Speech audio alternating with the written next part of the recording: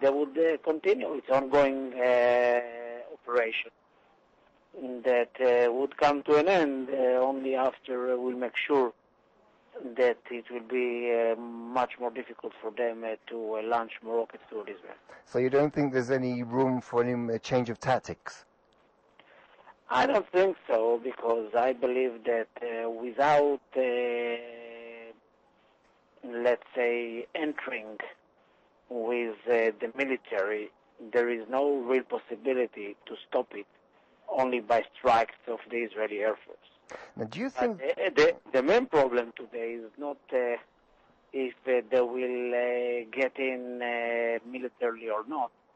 The main problem is that the Iranians built so many sites of launchers that are capable to fire rockets toward Israel, that it won't be enough to occupy all Southern Lebanon. Do you think the Israeli army are ready for such guerrilla warfare? I think that the Israeli army can make it. The Israeli army is much better than those terrorists. What they have done during the last 6 years is to build a capability that will be used by the Iranians if it would be necessary. And I think that it is very well known today that Iran is not Israel's problem anymore. It's a problem of the whole international community, and not only about their nuclear program, but about their efforts to undermine the stability of our region, and by that the stability of the entire world. Now, the cabinet did not approve the massive call-up of reserves today. Can you tell me why? Sorry? The cabinet, Yes. security, they did not approve the call-up of reserves or more reserves. Can you tell me why? I think this is some of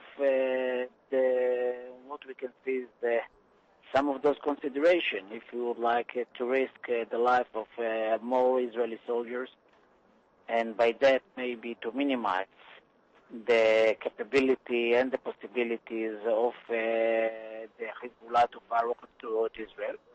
But in the same time, it would risk the life of the Israeli soldiers and will cause more casualties for sure. So there is some trauma in Israel after the war of '82, while we suffered many casualties then, and it looks that they are not determined enough to take this decision to get in with more soldiers and more reserve. All right, now I want to turn to the home front now. Why did the Israeli public have to wait so long for an official announcement of the losses, the deaths of the soldiers? After all, in this era of internet, CNN and Sky, all people had to do was just change the channel.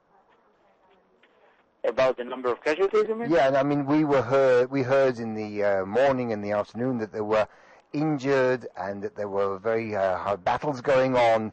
Not well known, but nobody said that the soldiers had died, and you could find this information anywhere on the internet or on CNN and Sky. Why did the Israeli public have to wait so long to hear this? I'll tell you why. Because it can't be that a family that lost their soldier will hear it in the news before they have heard it from the army itself. That's first.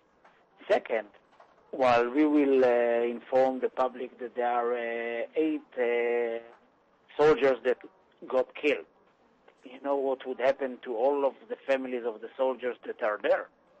It's impossible. So is there a way, say, of censoring CNN and Sky? But they are not watching CNN and Sky. Most of them are not. And it takes time until those families are getting the messages, and I think it's much better to do it that way.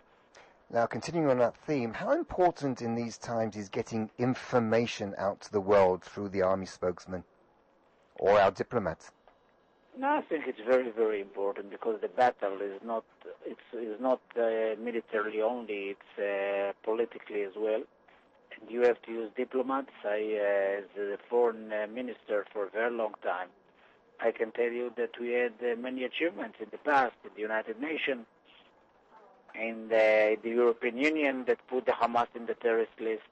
And I think it would be a disaster if we are not going to use all the tools that we have in order to convince the world public opinion that we are the good guys and they are the bad guys.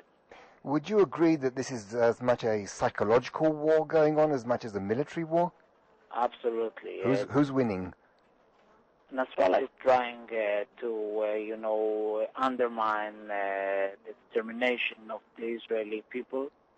For the time being, he didn't succeed. He is surprised by the way the Israelis are behaving, and they are willing to accept those attacks on a daily basis. But he's trying. He was trying in the past. He's trying now. But I think he's under huge pressure now. We know that he's asking for a ceasefire. Iran yesterday asked for a ceasefire. Ahmadinejad, in his formal speech, public speech, have made it very clear that they are asking for a ceasefire.